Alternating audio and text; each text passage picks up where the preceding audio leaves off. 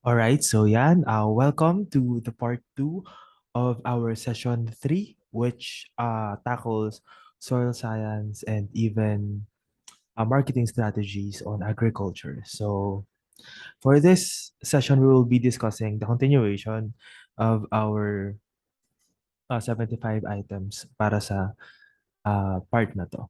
So we stopped at number 40, and for this lecture, we will be continuing to number 41. So, yeah. So, so basically, this part is now focused on the marketing strategies na ginagawa ng ating mga farmers.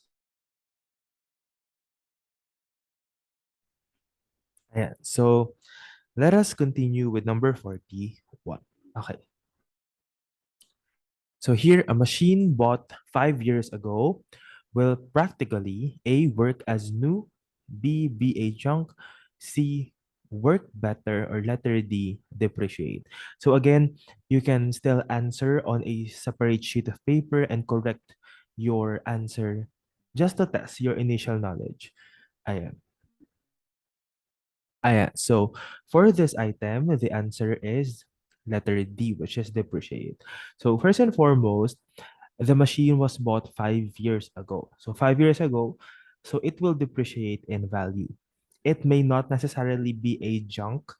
If you're thinking about this answer, it may not necessarily be a junk agad-agad kasi machine naman yun eh. So it may last for longer years than what is expected sa kanya. Parang ganun. So some machines are working even more than 5 years. So it will not be necessarily a junk.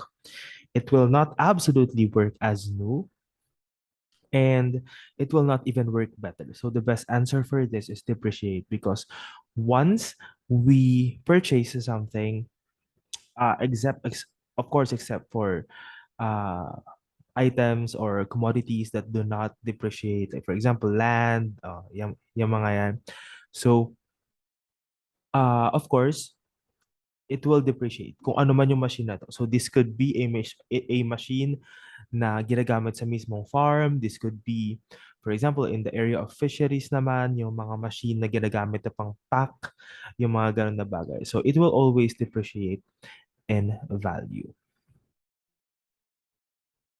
Okay, so next item, which does not belong to the four P's of marketing. So I hope that you are already familiar with the four P's of marketing. So if not, try to still answer this question.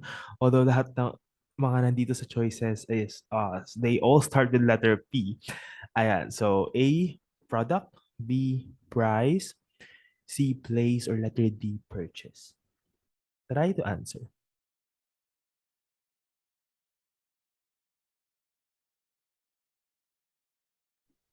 Yeah, so the answer for this item is letter D, which is purchase. So actually, we have the four P's of marketing, which are place, product, promotion, and price. So let me briefly discuss each one of this. So when we say we are marketing something, it means it's the act of selling something in layman's term. So ano nga dapat yung mga kailangang i-consider kapag nagmo-market tayo ng mga bagay-bagay? So first, let us try to discuss. Let us discuss yung place. So of course, when marketing something, you always need to take note or to consider kung nasan yung lugar mo. For example, will you be selling ano ba? For example, products na hindi ginagamit sa isang lugar. Wait lang, nag-isip akong example. Example ng products na hindi ginagamit sa isang lugar. So for example, will you sell, wait lang, wala akong maisip. Okay, so will you sell gadgets, ayun na lang, gadgets sa mga lugar with uh, without internet connection, kumbaga? So magtatayo ka ba doon ng parang Mac store, ganyan. O kaya magtatayo ka ba doon ng stall or ng isang tama, isang stall na devoted lang sa gadgets, parang ganun. So, of course, in marketing and even in general marketing and of course in agricultural marketing, we need to consider the place. So kapag in demand ba itong bagay na ito sa isang lugar? For example, ito, you are in a place kung saan ang dami nang nagtatanim ng, for example, Gimaras, ayan. So sa Gimaras, marami na doon mango, right? So magtatayo ka pa ba doon ng mango farm since ang dami na doon? Ayun. So you also need to consider that in marketing. So that's one place. Next is the product. And guys, what I've mentioned a while back, yung product natin, it must be in line with the need of the people around. Ayan. So ito bang produktong ibibigay mo or that you are offering ay makakatulong sa mga tao na nasa paligid niya or not? Next is promotion. Promotion now deals with the excuse me, the strategies that you are employing para ma-appreciate ng place yung product mo. Yeah. And of course, yung price also considers yung mga tao sa paligid. The price considers the product. The price considers the place and even yung promotion. So sa price kasi, when we are deciding for a certain price, ang nangyayari dyan is, of course, meron tayong markup. Meron tayong tinatawag na markup o in layman's term, tubo. Meron tayong markup na inilalagay sa price. But along with that markup, kailangan din natin i-consider ang other factors. For example, advertisement. So, wait lang.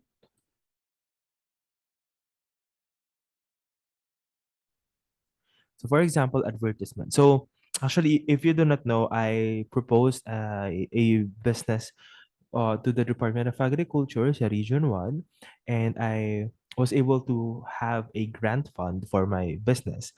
Tapos, dun sa business na yun, of course, we are required to have a business proposal. Parang presentation siya kung ilan yung tubo ng business that you are proposing, yung mga ganun na bagay. So, in that proposal, of course, I considered yung markup and of course, yung kung ano yung gastos. For example, in producing this specific product, for example, ang gastos ko is 40 pesos para sa mismong product, for the mismong product, for the product. Sasabihin natin siguro 10 pesos for packaging. Ayan. So ito yung ilan sa mga kino-consider when having a price. Tapos, siguro 10 pesos for advertisements. So this includes ito ng promotion. For example, FB ads, yung mga yan. So, ayun yung mga kino-consider dyan. So, for example, this is worth 60 pesos. So kapag ibebenta mo na, of course, you will have a markup.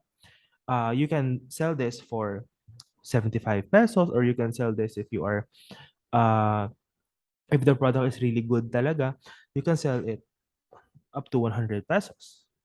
So that those are the things that you need to consider in marketing.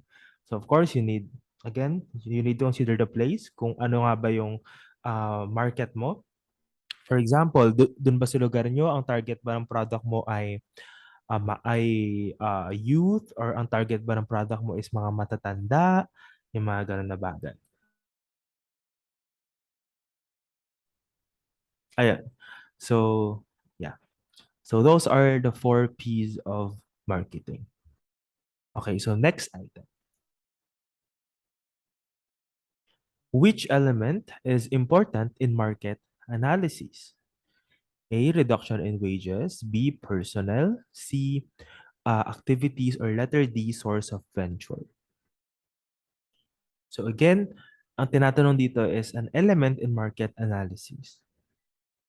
So the answer here ay activities. So bakit activities ang importante sa market analysis? When we say market analysis, ito yung pag-analyze mo sa mga possible mong customers, kumbaga. Asan yung market? Malapit ba siya sa bayan? Malapit ba siya sa mga farm to market roads? Or nasa market ba mismo siya? Nasa sentro ba siya? Or nasa gilid siya ng bayan? Dadayuhin pa ba siya ng mga ng mga customers mo? Ganon. So, ang pinaka-importante dito is yung activities because tignan natin yung other choices. Source of venture is more on the finances. It's more on the finances. Kasi ang source of venture, it means ano yung gagamitin mo para sa venture na to. Ano yung gagamitin mong like funds para maging ma-materialize yung venture na to. Next is yung personal is more on human resource. Human resource. So again, sa human resources, ilang tao yung kailangan mo? Ayan. Reduction in wages is somehow a combination of human resource and also finances. So these three things are not that important in analyzing your market, in looking kung ano nga ba yung mga potential na customers ko. Kasi yung personal, it's more of a managerial role itong mga to. It's more of a managerial role. Ano nga ba yung ano yung ginagawa all throughout the business. Pero if you are only analyzing kung ano yung posibleng market natin, the closest and the best thing that you need to consider is yung activities na gagawin mo. Ayan. So for example, magpo-promote ka ba? Kailangan bang ah kailangan bang kapag nag-market ka nitong specific product mo, kailangan mo pa ba ng high expenses for promotion? Yan. So, gagamit ka ba ng advertisement? Another is, gagamit ka ba ng transportation, kunwari, for delivery, ganon? Yan. So, those are the things na na nakalagay na kinoconsider sa market analysis. So, yung activities mo. So, for example, isa pa na example is sa online business. Kapag nag-online business ka, for example, sa Shopee or Lazada, ganyan, perhaps your market is not on yung mga malapit sa'yo, di ba? So, it's either iba-iba, like sobrang diverse. Diverse ang iyong market. Ganun. So, ano yung mga kailangang activities kapag ganyan kalawak yung business mo? Of course, you need to consider advertisement. You need to consider doing FB ads kasi baka yung uh, mga customers mo is nasa FB pala, or you can also consider TikTok ads, or do you need to create educational content? Do you need to create educational content para i-promote yung business mo? Another that you need to consider is yung shipping or yung delivery, yung transportation. Of course, nasa activities din yon, di ba? So, anong anong delivery method ang gagamitin nyo? Of course, another is yung paano yung payment methods. Mga ganon. So, nasa activities din yon. Ano pa ba? Of course, sanitation. Since delivery yan, you need to consider yung sanitation ng mga products mo. So, yan. That is why activities ang important in market analysis. Okay, here. How can Filipino farmers seize the opportunity to serve a market of 650 million in the ASEAN community for their agricultural products? So that are A, encouraging foreigners to supply improved seeds, breeding stock and farm chemicals. B, observing the local standards of primary products, both fresh and processed. D, subsidizing rural credit system for farmers. Or letter D, effectively linking primary production into world-class competitive food supply chains.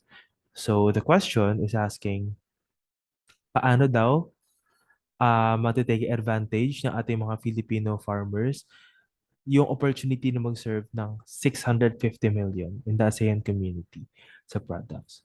So, if you will analyze the question, it's about bringing our farmers to a larger audience or larger market. Ayan na lang. Bringing our farmers to a larger market. So, makikita natin yan sa choices that the best answer for this one is letter D. Because in letter D,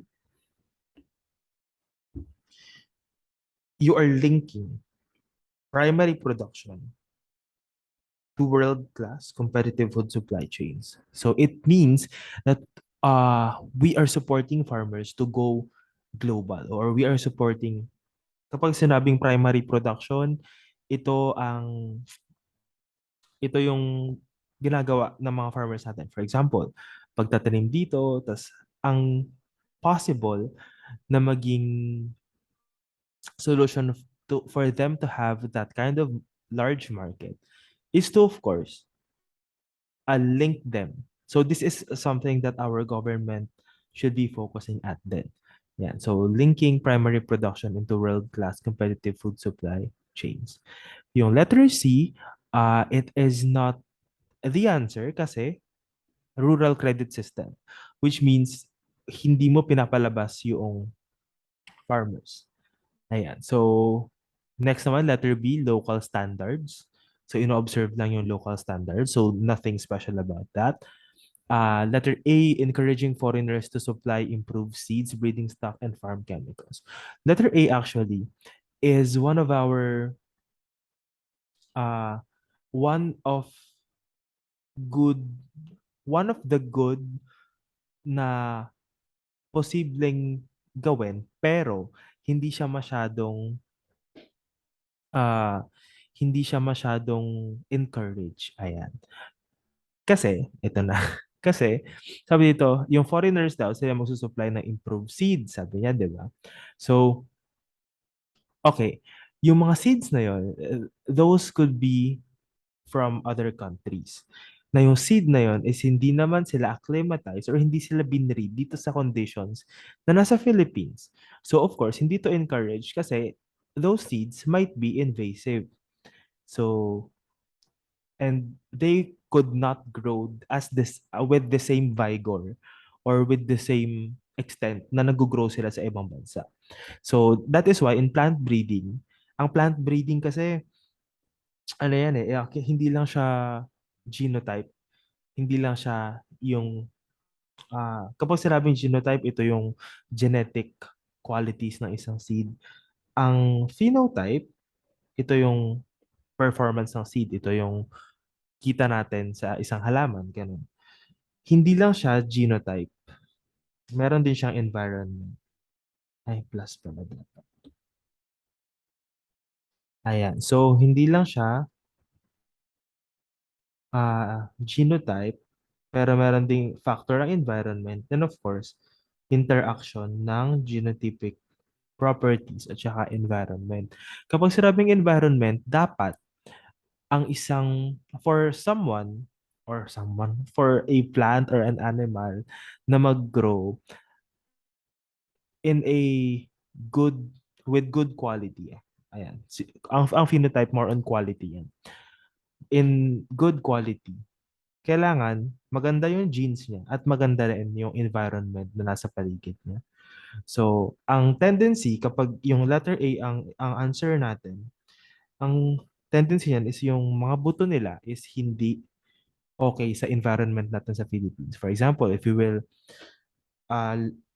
if we will be supplied with seeds from USA, 'di ba sa USA, ang dami nilang seasons. Sa Philippines, ano lang, we only have two seasons, wet and dry.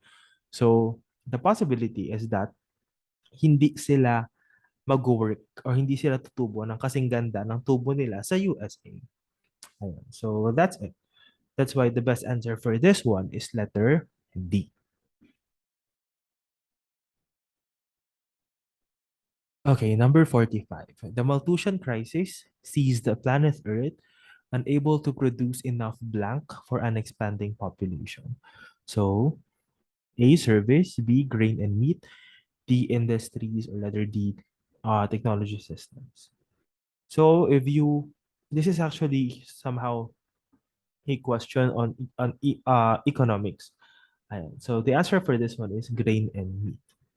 Uh, the service and your industries and new technology systems are other sources of our economy. And this one pertains to agriculture as an economic sector. Ayan. So, ayun yung sinasabi ng Malthusian crisis, so that mahirapan tayo mag-supply ng grain and meat sa ating expanding population. That's why may mga technologies na nangyayari ngayon. For example, if you are, ano yun, meat, if you're familiar with meat culture or meat engineering, ito yung gagawa ng karne sa in vitro. In vitro, which means sa laboratory. Ayan. So, sa controlled environment. So, ayan, meat engineering yata. Or ano ba, meat tissue engineering. Something like that. So, kaya umuusbong yung mga ganito. Even yung sa plant breeding din, nagkakaroon tayo ng tissue culture. Ayan. Para mas mapabilis ang production ng other plants. For example, banana, yung mga yan. So, those are some of our coping mechanisms as a society. Okay, so this is an glimpse again of our soil science. Micronutrients which plants need in lesser quantity include the following except one. So identify it. So A, zinc, B, boron, C, copper, or letter D, sulfur. So if you watch this video, right after the past one, I have displayed a table kung saan nandoon ang different micronutrients at saka macronutrients that our plant needs. Ayan. So, here, uh, the answer for this one is letter D, which is sulfur. So, zinc, boron, and copper are all micronutrients. Ang mga macronutrients natin is this one, carbon, hydrogen, oxygen, then NPK, then magnesium, calcium, and sulfur. So these are our macronutrients. So,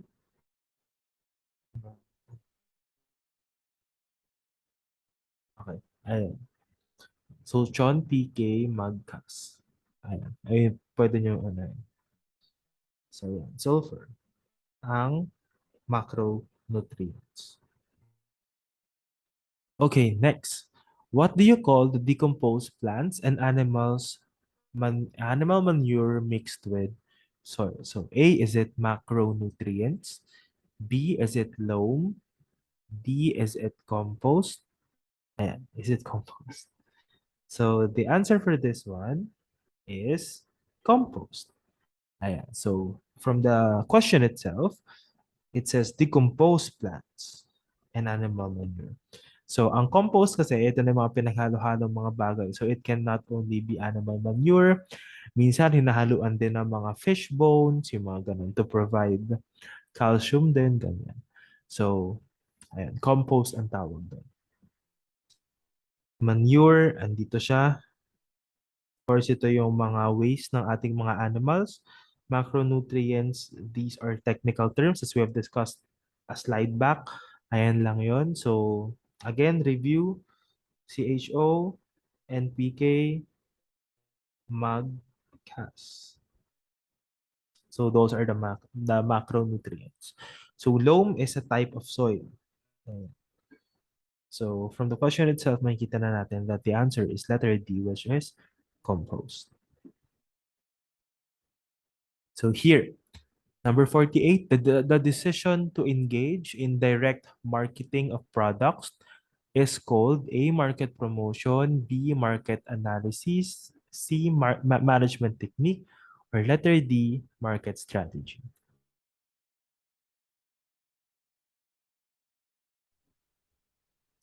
So the answer for this one is market strategy. We are first we are looking at marketing and marketing of products. So pwedeng A, B, or letter D. But the question is asking for the decision to engage, which means ikaw as a manager, magdi-decide ka to engage in direct marketing of products. So that itself, that act, that specific act of deciding is a strategy. More than it is a strategy, not a promotion, not an analysis, and not a management technique. So the answer for this one is market strategy. All right. So again, soil science. What type of soil retains moisture for a considerable period of time and best suited for all kinds of plants? So ang sabi dito, it is being asked kung alin ang nagre-retain ng moisture. 'Di ba? We have discussed in our past lecture na ang dalawang kailangan ng halaman ay drainage and water holding capacity. So retaining of moisture is pertaining to water holding capacity. So sabi dito, considerable period of time. So if you will remember, sa triangle, di ba may triangle tayo na diniscuss? Ito yung sand, ito yung clay, ito yung silt. So these are the three major types of soil. Tas ano yung nasa gitna dito? This is loam. Right? So kapag nasa gitna ng triangle, mas okay yung water holding capacity niya. Kasi parang balance siya ng every aspect of this types of soil. And ang nandito is loam soil. So the answer for this one ay loam soil.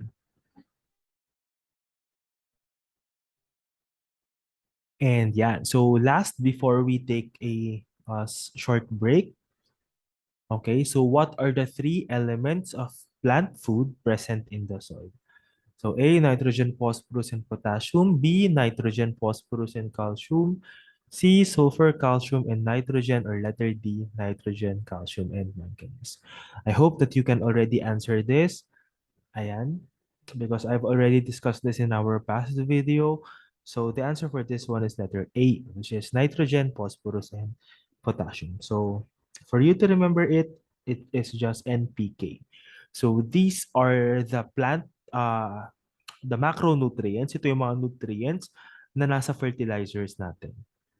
So ito yung mga kinukonsume ng halaman in a, anong tawag dito, in massive amounts, in great amounts. So ito yung mga kinukonsume nila. Kaya kailangan natin mag-supply ng mga fertilizer for most of the time. Ayan. So, let us have a quick break before we proceed to items number 51 to 75. So, let's go.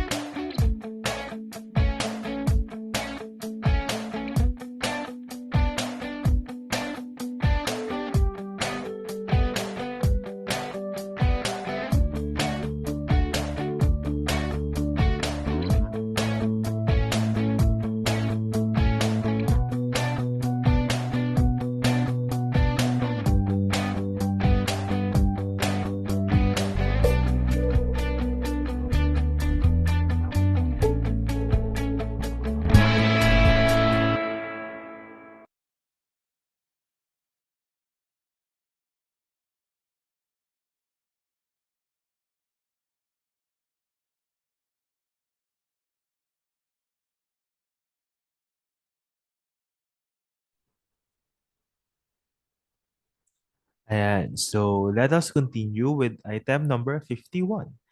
So what management function deals with giving specific job assignments and arranging structure that will support one another? So A, planning, B, directing, C, controlling, or letter D, organizing. So you can answer this using context clues. Ayan. So ano nga ba yung sinasabi sa statement? So the answer for this one is letter D, which is organizing. So bakit organizing? Kasi giving specific job assignments. So kapag siguro babasahin mo lang to na una, giving specific job assignment, siguro ano to, directing to. Ganyan.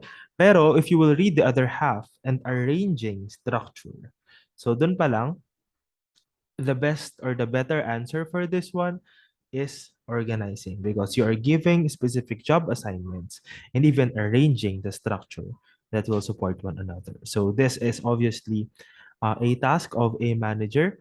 If you're a manager, you need to be knowledgeable not only in a specific area of the company but even in others. So hindi lang siya sa human resource, yan, but even also a little bit of everything. Ayan. So organizing. Next one, in which process is a manager engaged when he motivates and leads his people to achieve the objectives of the business? So A, organizing, B, controlling, C, directing, or letter D, planning.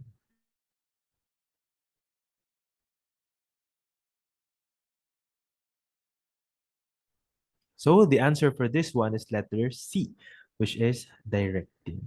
So in directing, ang pinaka-keyword natin dito is motivation and leading his people to achieve. So, it means that a manager is not only responsible in one aspect of the business, as what I've mentioned kanina, pero nandito rin siya sa leading and motivating yung people. So that specific process is more inclined with directing. So you are directing or leading them to a specific uh, to a specific place or to a specific status. Ayun. For number 53, what is the system or method employed to attract public patronage or show the desirability of commercial products for sale? Ayan. So, A, pricing, B, marketing, C, retailing, or letter D, advertising.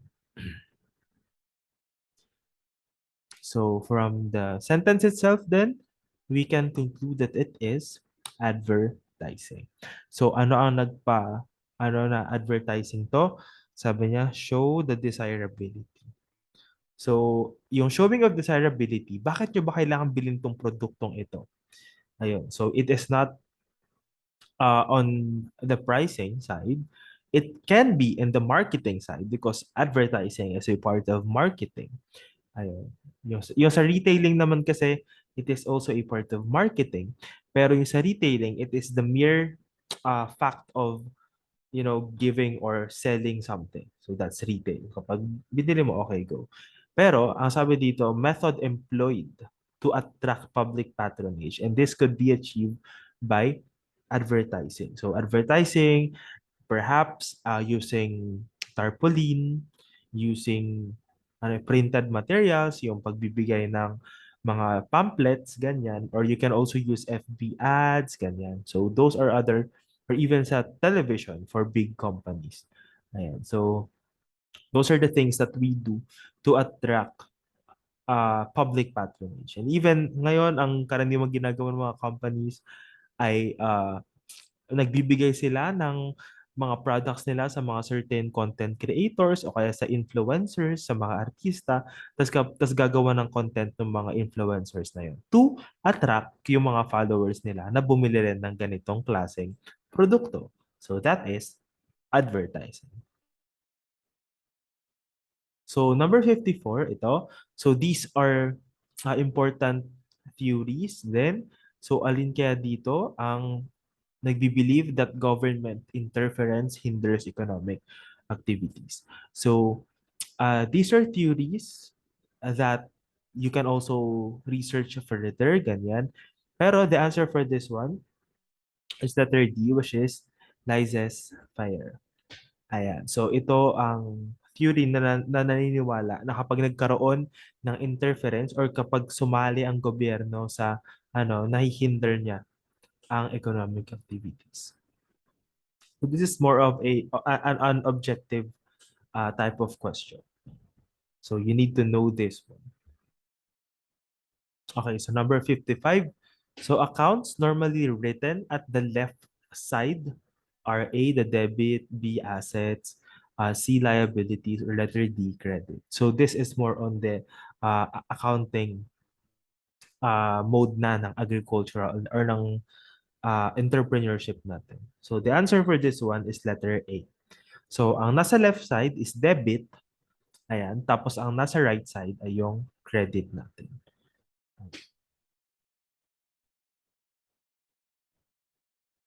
Yeah, so number 56. The first basis in pricing the product is the cost of producing that product. Next to consider is the customer's blank. Ayan. So in uh, pricing, actually natakal ko natin ito kanina nung nag-discuss ako about pricing. And the answer for this one is the ability to pay. Kaya bang bilhin ng mga customers mo yung ipapataw mo na presyo sa isang produkto? So, sabi dito, first basis in pricing the product is the cost of producing that product. Tapos ilalagay mo doon yung sinabi natin kanina na markup. Ayun. So, that is one of the cost. Ngayon, ang next mo kailangan i-consider ay ang ability ng iyong mga customers makapagbayad. For example, magbebenta ka ng isang phone. Ganyan. So, yung phone na yun, ah, for example, ikaw yung mismong gumawa. It cost, sabihin na natin, 10,000 para gawin yun. Ngayon, ah, if you are in a specific place kung saan you know the socio-economic status of people and you are launching a local product, the next thing that you need to consider is kaya ba itong bilhin ng mga tao sa paligid ko? If I launch this in the market, kapag sinabi nating market, hindi to yung specific lang na, for example, online, ganyan. The market, in the, like kapag nilaunch pa talaga yung product mo, ganyan. Kapag nilaunch ko ba to, ilan ang kayang bumili nito? Kaya bang bumili ng mga tao sa paligid ko nito? Or also, if your target market are, for example, the next generation, the youth, ganyan. For example, in my enterprise, my target is the next generation, yung youth natin. Kasi I'm selling horticultural kits o garden kits, kumbaga, para sa mga garden starters. Ganun. Yung mga gusto maging plantito o kaya plantita, ganyan. So, ang kailangan kong i-consider na una is ano yung ginastos ko para sa isang unit ng product na yon. So, in my case, I think ang cost ko of producing one unit ay 60 something yata, 60 pesos or 59, something like that. So, ayun yung cost ko of producing that product. Ang next kong kinonsider is kung kaya bang bilhin ng target market ko, which is yung next generation, yung produktong yon. So, the first thing that I really established when I started this enterprise is dapat maging accessible siya sa next generation because that's what I stand for. So, that's what my company stands for, yung business, yung enterprise. So, I I look into it na sana as much as possible 100 pesos lang yung product na yon, yung kit na yon. And ayun yung nakapag-attract sa mga first customers ko na wala 100 pesos lang. So, sige nga, bili ako ng isa. Tapos doon, makakapag-try na sila ng small garden. Parang ganun. So, that is one of the things that you also need to consider in starting a business. Kaya ba nilang bayaran to? Ano ba yung mga, ah, ano ba yung, ano, meron ba silang purchasing power? Ang tawag dito is purchasing power for a technical term. Purchasing power. Ayan, so purchasing power. Okay. So next item.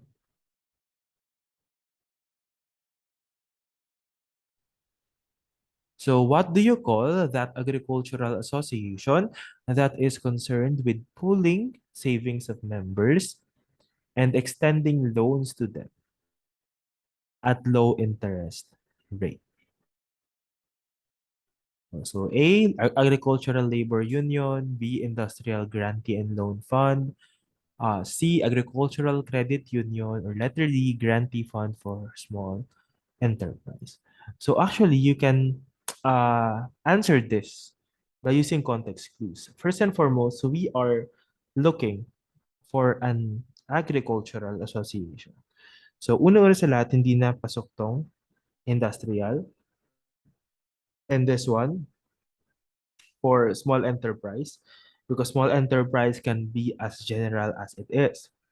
So ito kasi industrial, again, we have sectors like the industry sector, service sector, and agricultural sector. Ayan. So those are the different sectors that contributes a lot sa ating economy. So, ang sabi dito, it has something to do with loans o utang. Or yan, merong pera. So, kung X na tong dalawang to,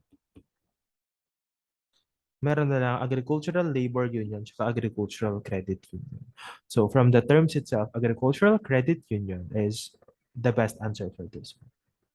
Kasi nga, may loans, credits. Ayan. So, merong kinalaman sa pera. So, that's Agricultural Credit Union. So, next, number 58, which should not be considered as a threatening force in putting up a business enterprise. So, A, initial capital, B, market, C, cost of production and distribution, or letter D, competitor. Ayan. So, the answer for this one is initial capital. When we say threat, it is something that we are also considering dapat kapag nag-aano tayo, meron tayong sinisimulan na business, ganyan. Meron tayong tinatawag na SWOT analysis. I don't know if may lalabas na ganito, pero SWOT analysis, ito yung ina-analyze natin yung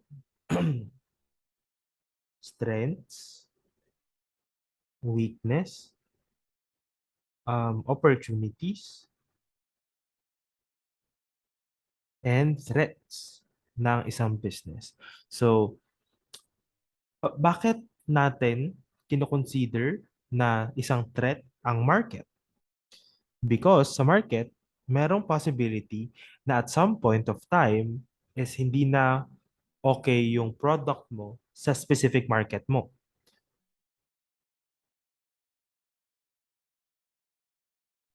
So what do I mean with that? For example, you are selling, there is, for example, a point of time na ang daming ano ng, ang tawag dito? For example, salbabida. Kapag magbebenta ka ng salbabida, of course, kapag summer, meron kang kita kasi yung salbabida is ginagamit pag summer. So possibly the market is strong kapag summer. Pero pagkarating ng mga rainy season, wala naman ang bumibili ng salbabida. So thus, at that point of time, you can see that as a threat.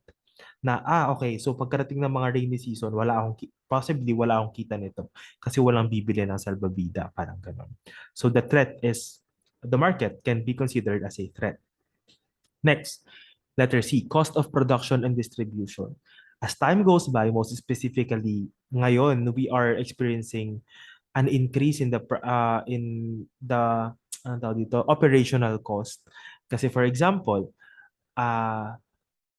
ito, recent lang, yung kwek-kwek. Sabihin na natin yung kwek-kwek.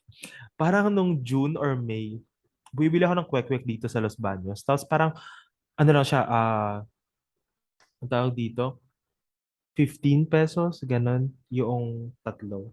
Which is mahal na kasi 'di ba dati 10 pesos lang yun, ganyan. 10 pesos, apat na pieces pa yun. Eh ngayon, naging 15, ay nung June or July, naging 15 pesos na ang anong tawag dito, 15 pesos ang tatlong peraso. Then recently, parang naging 18 pesos na siya. So, tumataas ang cost of production, kaya tumataas din ang prices ng mga nagtitinda ng kwek-kwek dito, parang ganun. And even in other enterprises. Ayan. So, possibly, na-threat yun na magkaroon ng increase sa cost of production. Most especially rin, for example, isa pa, na ano, yung mga jeep natin or yung transportation in general. So, dati, ang minimum na pasahe sa jeep is 8 pesos. And dati nga yata parang 7 pesos pa. But along with the rise in gasoline prices, yung unstable na presyo talaga ng oil, ayan, ang nangyayari, tumataas din yung pamasahe, which is na ngayon parang 11 pesos na ganyan. So, ayun, that's why cost of production and distribution is also a threat. Yung sa distribution na aspect, we can also relate that dun sa pasahe ng jeep. Ano daw dito? Prices of fuel. Kasi ito, isa sa mga example, dati nung meron akong binibilan dito ng coffee shop sa Los Baños. And dati, meron silang delivery fee na 15 pesos lang. So, kapag ako order ako doon, sulit siya kasi 15 pesos lang yung delivery fee, malayo yung shop nila from here. So, take advantage ko yun dati nung okay pa siya. So, bale yung coffee nila ay 65 pesos, ay 60 pesos plus 15 pesos na fee. So, 75 pesos. Okay pa, okay pa. Tapos, dumating ang parang June or July, nagtaas sila along with the raise sa presyo ng fuel. So, tumaas sila, naging 25 pesos na yung delivery fee nila. So, again, it's a part of the operational cost. So, yung distribution ng product nila, which is yung coffee, ay naapektuhan din ng pagtaas ng cost ng production at distribution. Ayun. So, from 75 naging 85 pesos na yung coffee ko at that time. Ayun. So, ayun, that's one example. And of course, competitor. Yung competitor natin, ayan ang isa talaga sa mga threatening force. So one of the things that I considered then in when I started the idea of my enterprise is ilan na ba yung ganito na available sa Shopee? Ilan na ba yung ganito na na available sa market? Parang ganun. Do we have the same values? Do we have the same objectives? So, excuse me. So, ayun yung ilan sa mga kinonsider ko. And, anong tawag dito? May mga nakita ko na halos same ng product. May mga kits din sila like inaano nila. And they are selling it in, for example, 150 pesos, ganyan. So, kaya binabaan ko yung sa akin. Kaya ginawa ko 100 pesos. Ayun. So, uh, that is always a threat. The competitor will always be a threat. For example, isa sa mga ang tawag dito, isa sa mga obvious sa mga gadgets natin, kapag naglabas yung isang phone company ng ganitong design, mamaya after a month, ganyan, meron na ulit yung isa. Ayun. So, the competitor will always be a threat. So, yun. Bakit naman hindi threatening force ang initial capital?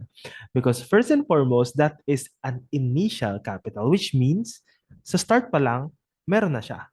So, hindi siya considered as threat. It is somehow the fuel of your business. Kasi ito yung magpupondo kung saan pupunta yung business mo. Yeah, so that is not a threat.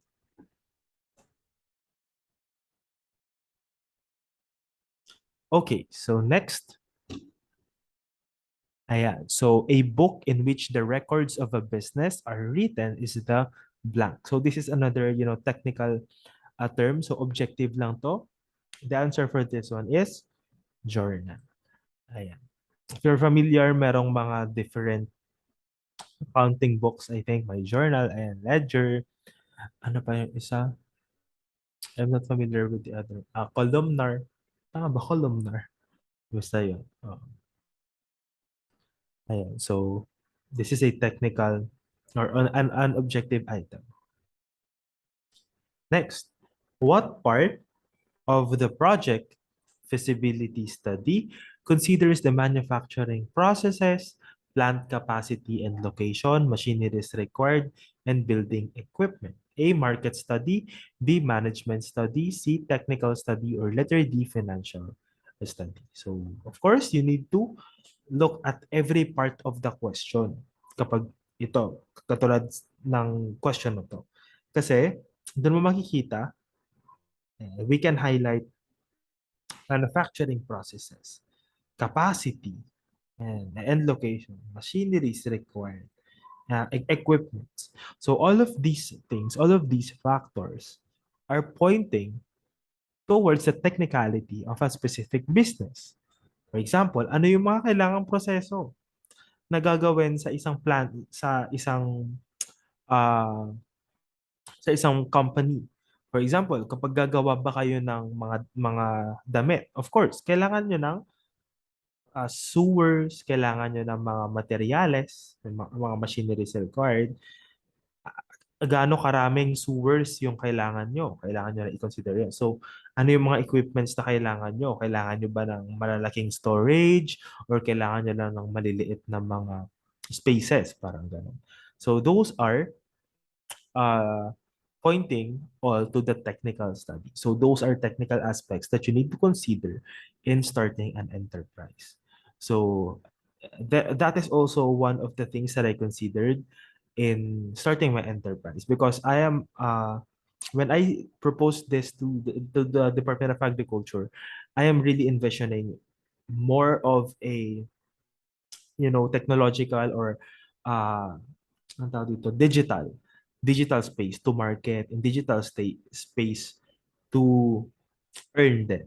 Ayan. So with that, I do not need like big spaces para maglagay ng mga products. Hindi ko kailangan ng storage area, ganyan. Because I am envisioning that specific enterprise, my specific enterprise, to be digital. So that's what I am doing right now.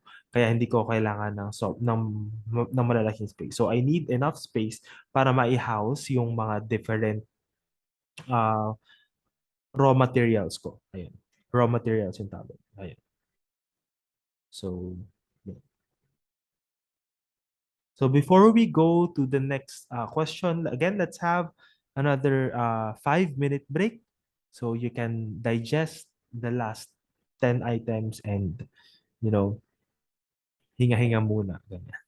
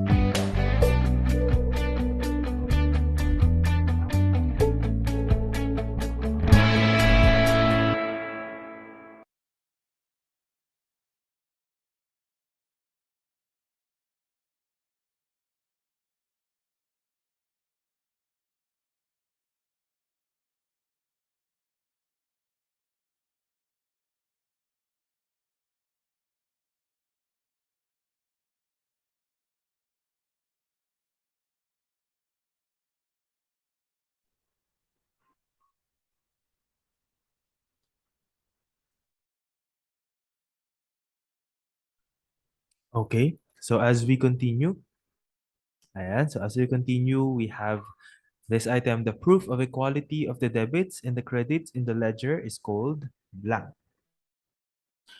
So you can also answer this using context clues. First and foremost, equality. So the answer for this one is trial balance. So debits and credits kapag binabalance siya. Ayan. Next item, in what part of a business plan can you find a study of the business competitors, the supply and demand of the product, the marketing, and projected sales? So, yung mga isa-isa, yung mga aspect na yun sa nakikita ay sa financial feasibility, B, market feasibility, C, production plan, or letter D, organizational plan. So the answer for this one is letter B, which is market feasibility. So sabi dito study. So study siya. It means pinag-aaralan natin kung ano nga ba yung kung or sino-sino nga ba yung mga competitors natin, yung supply tsaka demand ng product mo, kung paano mo siya i-advertise at saka yung projected sales. Of course, you need to look at that sa market mo kasi sabi ko nga kanina, ang market mo is affected with, again, ano yung kanina, yung 4 P's of marketing. Oh, wait lang. Yan. Okay. Yan. 4 P's of marketing, place, product, ano yung isa? Promotion, and price. Ayan. So, 4 P's of marketing to ha, sa marketing to. So, tignan natin. Business competitors. That could possibly go with the place. Ano yung mga competitors sa lugar mo? Supply and demand of the product, that goes with product. The marketing, it goes with promotion. Paano mo i-advertise? Projected sales, it goes with price. So the best and the clearest uh, choice dito is market feasibility. Ayan. Okay, number 63. So in planning for a new business, what should a good entrepreneur consider first? So A, look at the future and study the environment of their business, of the business. Ayan. So B, arrange the jobs into structure that will support one another. C, motivate and lead his people to achieve the objectives. Or letter D, encourage qualified people to help him in his business. So again, the context here is that you are a new business. Bago lang yung business mo. So ano dapat ang unang gagawin? So that would be letter A, which is to look at the future and study the environment of the business. Again, this goes with planning. This goes with kaya karaniwan ng mga business, one of the things that the Department of Agriculture required for us to have is to have a business plan, to have a business proposal. Meron tayong tinatawag na business model canvas or BMC. Yung sa business model canvas, doon mo ilalagay yung uh, different things that you will encounter when you are doing the business na. So first, meron dong tinatawag na unique value proposition. So paano ka naiiba sa ibang business? May mga ganon. Meron din doon yung price ng product, yung revenue mo. Kapag sinabing revenue, ito na yung kita mo. Ano yung costs, promotional cost, advertising cost, yung mga yan, production cost, delivery cost, transportation cost, ano pa ba yung mga specific types ng costs? Operational cost. Ayan. So, sa operational cost, kasali dyan yung kuryente, ano pa ba yung ginagamit sa operational cost? Transportation ng raw materials, those are operational cost. Capital investment or yung mga initial investment or initial cost, dito na papasok yung pagbili mo ng mga raw materials muna. Ayan. So ano yung mga kailangan ng mga materials when you are doing or when you are ano, assembling yung product mo. Ganun. So, ano ba bang meron sa business model canvas? Meron din doon yung competitors mo. Ayan, saan yung source ng ng mga raw materials mo? Sino yung mga possible na market mo? Ano yung sino yung mga competitors mo? Yung mga ganun na bagay. So, those are required noong kami ay nagpo-propose ng bagong business sa Department of Agriculture. So, ayun, ang pinakauna kong ginawa is of course, hindi ko muna in-arrange yung jobs into structure because that is already a part of organizing. That is already a job of a manager. Ayun. So letter C, motivate and lead his people. I still do not have people to lead. So that is a part of directing. And next, encouraging qualified people to help him in his business. Ayan naman, nasa human resource management na yan. Paano ka kukuha? Sino yung mga qualified na mga tao? Kailangan ba marami kang kunin na employees? Yung mga ganun na bagay. So, those are all further steps and not the first steps. So the first thing that you need to do is look at the future and study the environment of the business. As what I have mentioned kanina, ang una kong ginawa is tinignan ko muna, aling mga shops na sa Shopee ang merong ganito. Siyempre, nag-search ako, garden kits. Ayun. Tapos, iilan lang yung lumabas and wala masyadong, anong tawag doon? Na-sold pa yung iba. Ayan. So, isa yun sa mga tinignan ko talaga rin. So, look at the future. Saan ko ba gustong pumunta? Uh, ano yung vision ko after 5 years in the business, after 10 years in the business, in the long run, saan na makikita yung business ko? Parang ganun. So, those are the things that I considered first. So, look at the future and study the environment. So, looking at the future, this encapsulates yung vision natin. So, what are the goals that you have in mind? Ano yung mga goals mo? And yung environment naman, it balances yung vision natin because you are also considering the practicality of your business or the feasibility. Kapag sinabi natin yung feasibility, kung mangyayari ba to, like, ano ba, practical bang mangyari itong mga bagay na to? Kaya ba niyang mangyari? Is it doable? Is it achievable? So, ayun yung meron sa feasibility.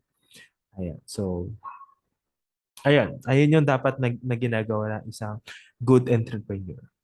Wow, good. So good ako. Joke lang. Okay, so number 64, let's move. How is the probability of success of enterprise determined? A, through feasibility study. B, through balance sheet. C, through crop yield. Or letter D, through production record. Okay, so I've already tackled this in the last item. Sabi, probability of success. That is the feasibility study. Ito yung diniscuss ko kanina. Feasibility, gaano ka-achievable yung mga gusto nating gawin sa business na to.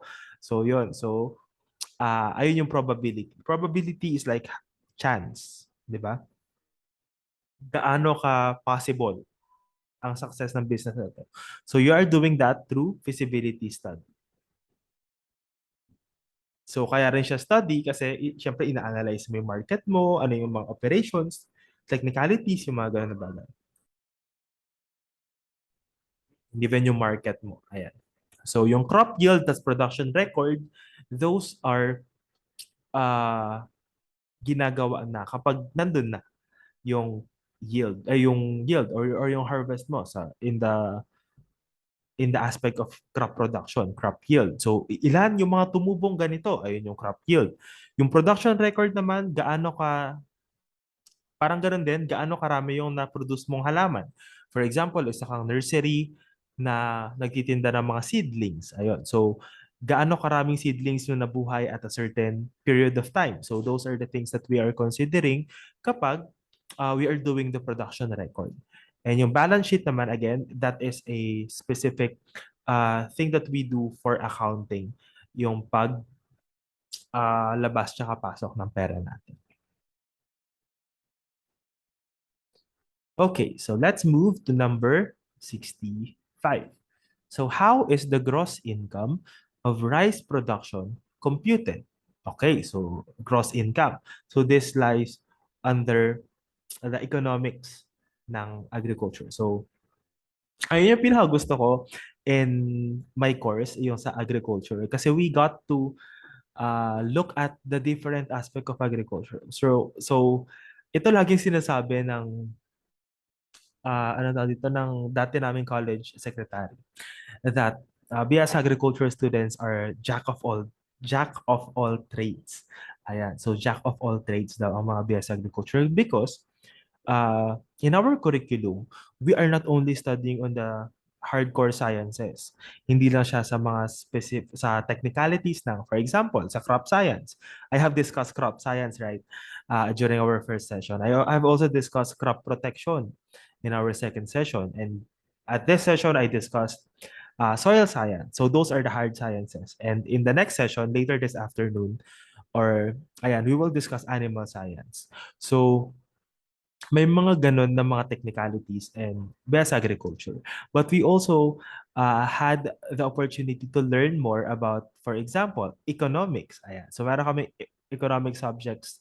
We have economics 11, we have applied agricultural economics. We also have agribusiness management and entrepreneurship, and we also have management 101. So in those in those courses, doon ko natutunan din yung pag paano mag-start ng business, paano mag-manage, ano yung 4 P's of marketing, those things are tackled in BS Agriculture, right? So, actually, ang funny story, when I started my enterprise, the enterprise that I am talking about kanina, dun sa, yung pinopose ko sa Department of Agriculture, ayan, I conceptualized that specific enterprise during my third year in a semester na kumukuha ako ng ABME 10. ABME is Agricultural Business Management and Entrepreneurship. So doon ko siya na conceptualize nung mismong semester na kinukuha ko yung subject na yon. So parang naging fuel ko rin yon yung mga things that I am learning and I am turning it into practice. So those are things that you can also do because alam ko that you are all aspiring to become licensed teachers. But on the side, since you are also AFA majors, you can also do business, diba? So perhaps this is a sign for you to also find a way to make use of your major. Ayan, siguro sa agriculture, perhaps. Actually, ngayon, maraming mga program sa Department of Agriculture. Ayan. So, ayun. Ba't ba tayo napunta? Okay. Ayun. So, kaya sinasabing jack of all trades ang agriculture. We also learned about the economics. Meron din kaming engineering subjects. We have agricultural and biosystems engineering.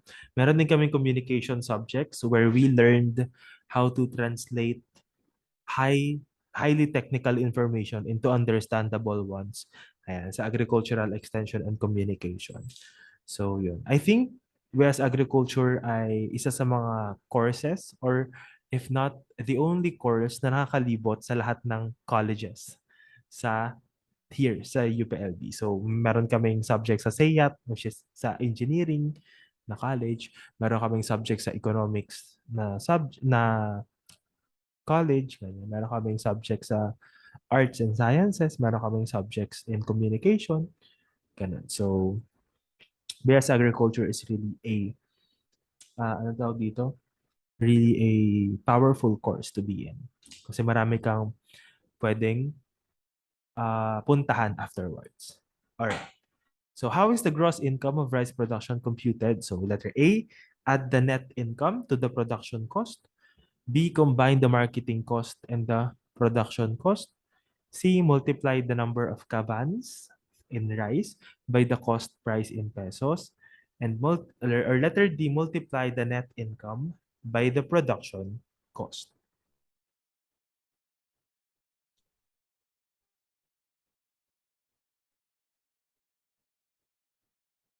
So the answer for this one is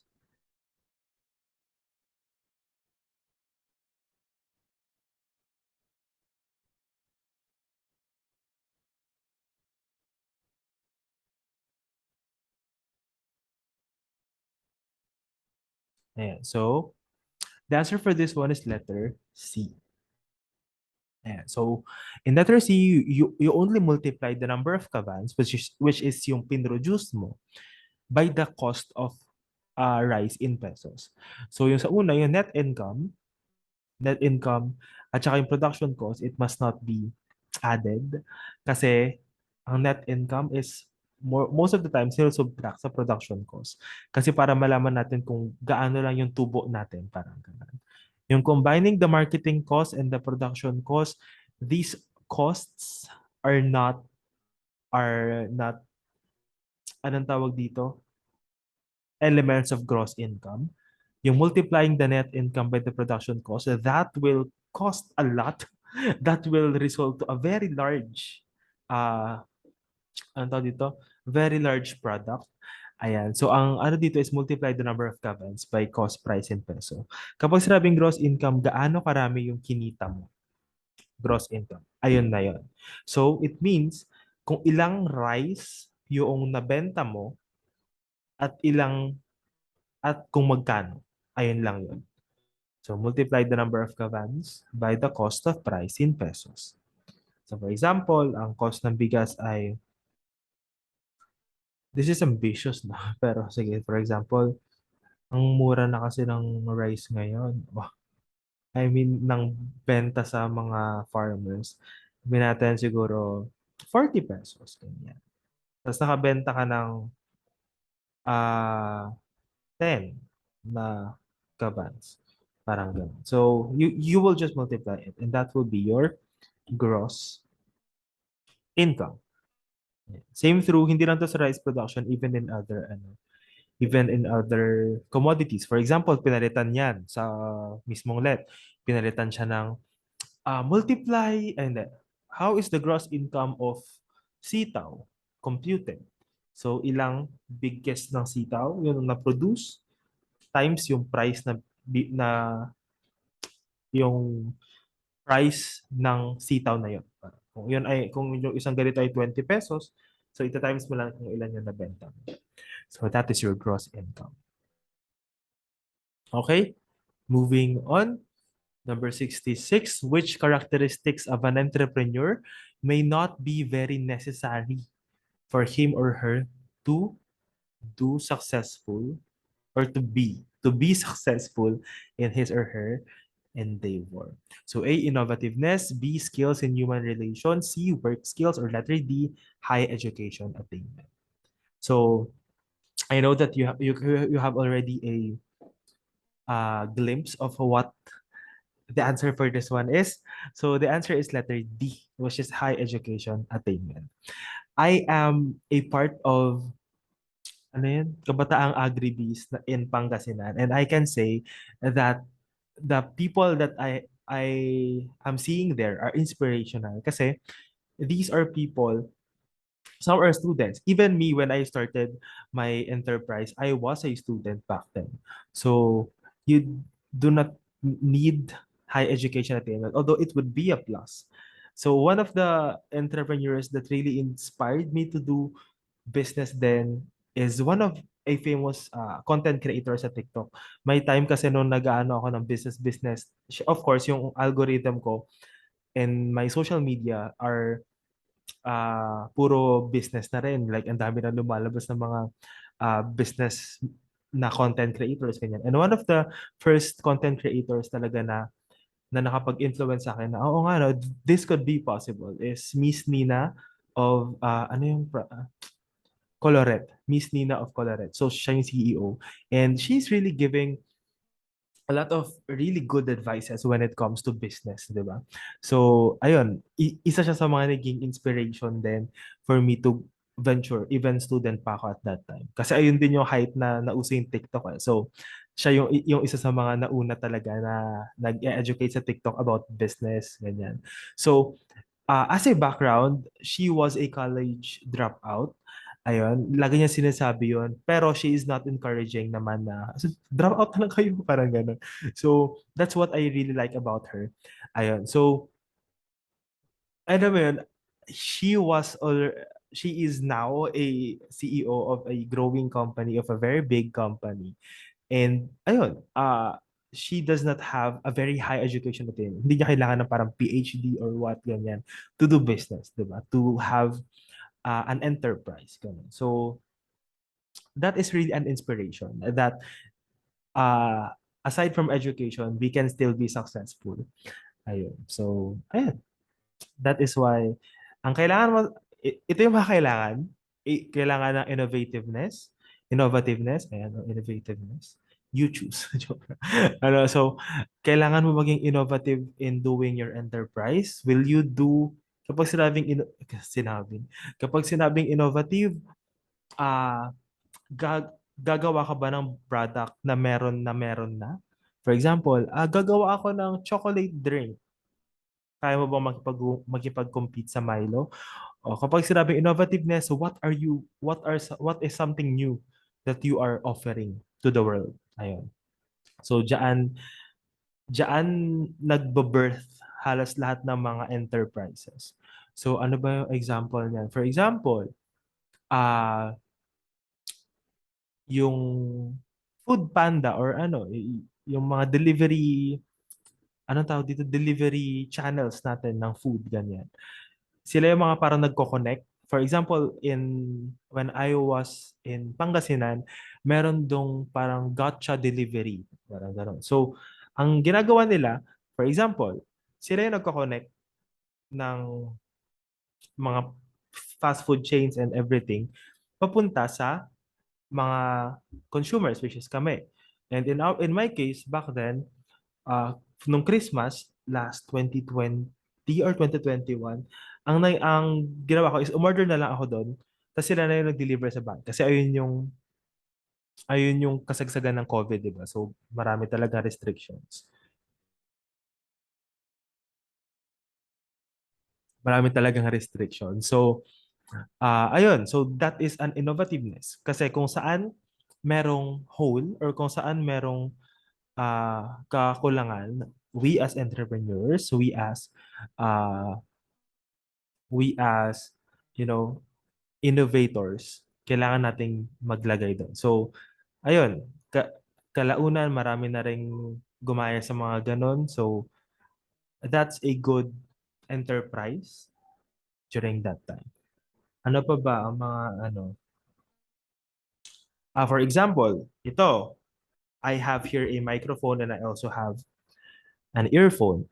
And in my past videos on TikTok, ganyan, ang gamit ko is yung earphones, tas may microphone na, tas ang ganda ng quality.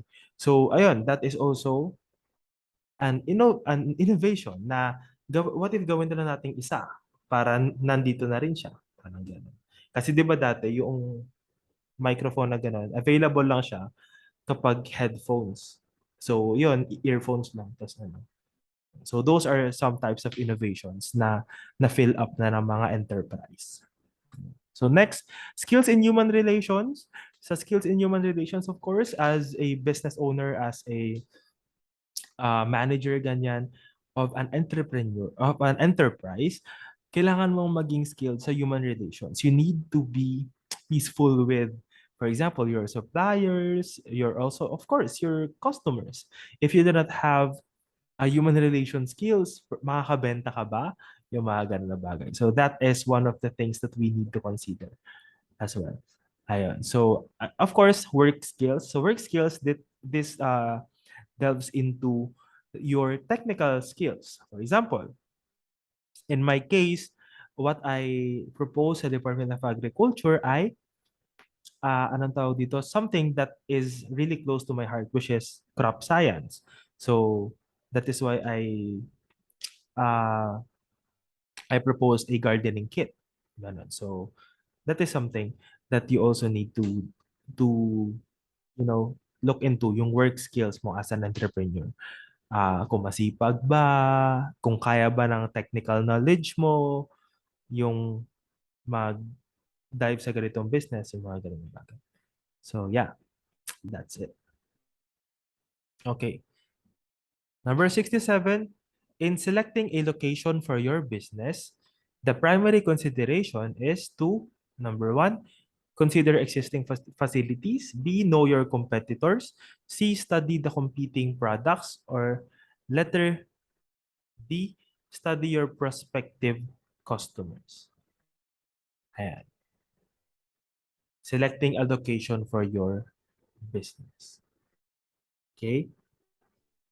So, the first thing that you need to do is to know your competitors. Actually, this is something that is really practical, but it weighs so much. For example, ito, isang example dito sa Los Baños. Meron akong nakita na, wait lang. Meron kasi dito parang dalawang stalls.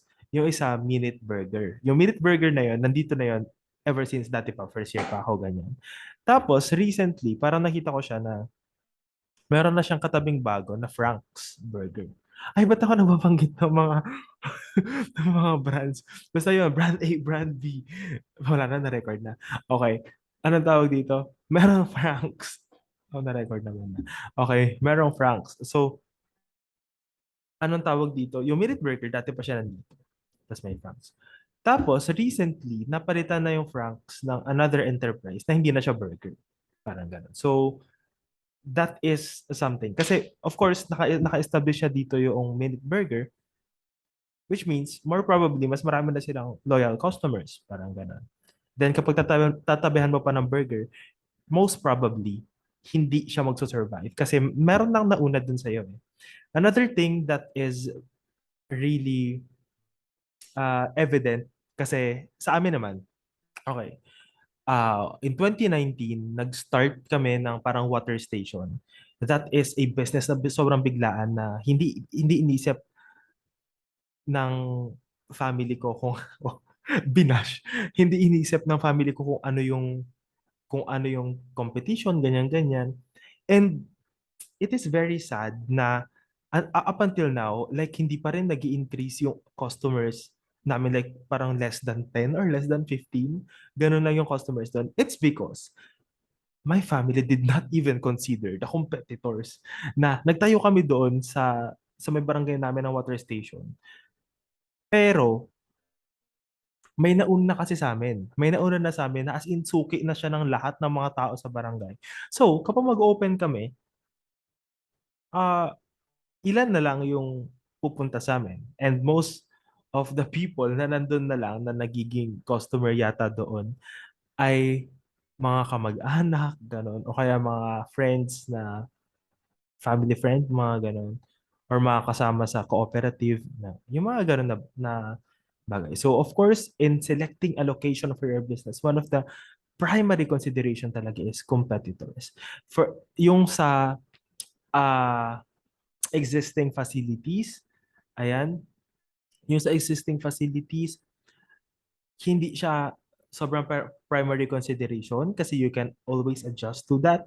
Yung study the competing products, actually this is also a good choice, pero ang ano kasi, ang ano is best, so it is under the competitors na no, sa competing products. So yun.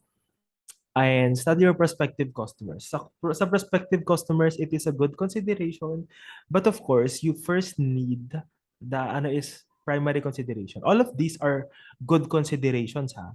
Pero ang pinakauna talaga is yung sa competitors. Kaya rin kanina when I am discussing yung sa four piece of marketing, one of the first things that I discuss is yung competitors. Na ano yung place mo, ano yung mga business na mga existing na, ano yung mga business na nandun na. And ayun. Of course, when we are starting a business or an enterprise, uh, actually an enterprise and a business, an entrepreneur and a businessman are different. Different silang dalawa. So kapag businessman, anong tawag dito? They are more on pagkita lang talaga ng pera. Like on the finances aspect lang talaga.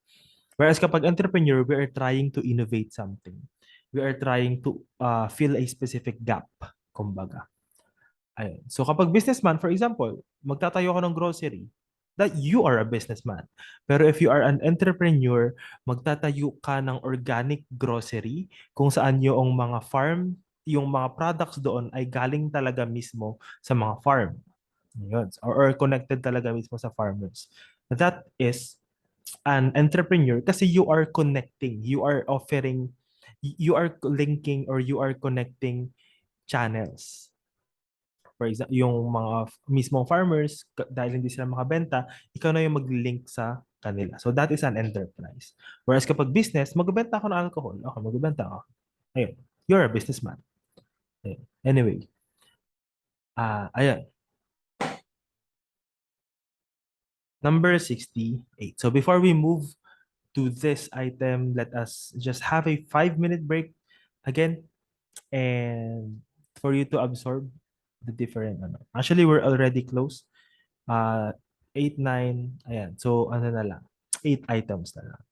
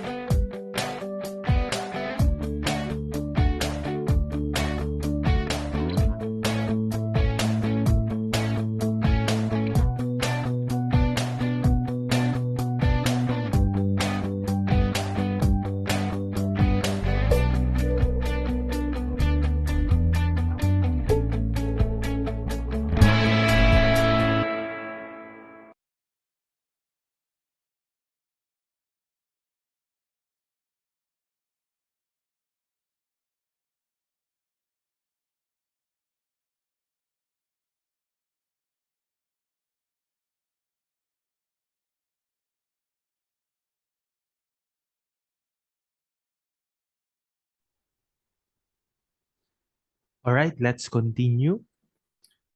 So number 68, Mr. Santos is a poultry farmer who needs to pay taxes and other accounts payable before the end of the year.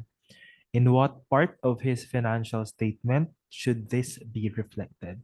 So this is another objective yet a practical question. So ang taxes tsaka accounts payable ay dapat nasa liabilities. So that is the part of the financial statement that this should be reflected. Number 69. What assistance is directed to provide information on buyers for the products and for possible sources of material? So, again, assistance is directed to provide information on buyers and possible sources of materials. So the answer for this item is letter C, which is marketing and finance. So you can have marketing and financial assistance para una, information on buyers. Alin lang dito sa mga ito ang related sa buyers? That is marketing. So that gives it off. Buyers for the products. And of course, possible sources of materials. Materials, nasa marketing na naman yan. And it goes further with the finance. Okay, number 70, in bookkeeping, the term purchase is used to identify A, the merchandise returned, B, merchandise bought, C, merchandise sold, or letter D, unsold merchandise. So the term purchase is for the merchandise bought.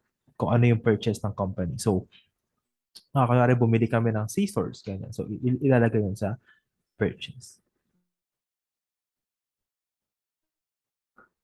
Okay, next. How can the profitability of the enterprise be determined? A, through gross profit, B, a balance sheet, or letter C, crop yield, or letter D, feasibility study. So here, for profitability, it goes with ano yung pinaka-related sa finances, and that is the gross profit. So you can also estimate your gross profit. For example, ilang units ang kayang ibenta. For example, in a month, sabihin natin kapag nagbebenta ka ng doon na lang sa akin, yung kit ko. For example, 100 pesos yung kit. That's for example, in a month, makakabenta ka ng 15 units of the kit. So, meron kang 1.5. So, that's your gross profit. So, profitable ba? In this, anong tawag dito? Di ba kanina, sinabi ko na ang isang unit nun ay 60 pesos. Ang aking 60 pesos ang cost of production. So, i-times natin ang 15, 900. So, sa 900, tapos i-minus natin yung 1.5. Kapag minus natin yan, magiging 600. So, it means meron kang markup or meron kang tubo, meron kang profit na 600 pesos. So, is it profitable considering this one? Ayan. So, you can look at that sa profitability. Ayan. Number 72. So this calls for the ability to break down tasks into logical, step-by-step activities for the job to get accomplished. So A, networking, B, decision-making, C, ability to achieve goals, or letter D, systematic planning. So if you will look at the different context clues, that will point us to systematic planning. So sabi dito, logical, step-by-step. So, dun pa lang, ando na yung keyword ng systematic, which means merong specific na sinusundan na proseso. So, that's it. Systematic planning. Okay, so number 73, what is this promotional tool of door-to-door selling with special offers? So again, ang titingnan na lang natin dito is yung context clues, which is door-to-door selling. So when you are doing door-to-door selling, that is considered personal selling. Okay, so number 74, from a market standpoint, what is that chicken of inferior quality, particularly one that is thin, emaciated, or disease infected? So A, leftover, B, cull, C, surplus, or D, reject. So if you will look at this in the technical standpoint, sabi kasi from a market standpoint, di ba?